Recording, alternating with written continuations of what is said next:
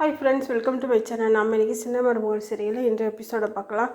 சேது தாமரை பிரச்சனையில் என்ன தீர்ப்பு சொல்லுன்னு தெரியாமல் ராஜாங்க வீட்டில் கூட இருந்த பெரியவங்க முழிக்கிறாங்க. கடைசியில் ராஜாங்கம் சித்தப்பா இங்கே இருக்கிறதுலே நீங்கள் தான் பெரியவங்க, மதனி இந்த பிரச்சனைக்கு நீங்கள் என்ன தீர்ப்பு சொல்கிறீங்களோ அதுக்கு நாங்கள் கட்டுப்படுறோன்ட்டு ராஜாங்கத்தோட அம்மாட்ட சொல்கிறாரு.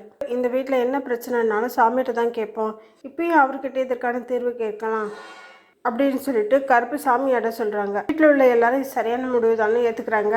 ஆனால் தாமரை அவங்க அம்மா கிட்ட, அம்மா சாமி நம்ம பண்ண தப்பை எல்லாருக்கும் முன்னாடி சொல்லிடுச்சுன்னா என்னம்மா பண்ணுறதுன்னு கேட்குறா.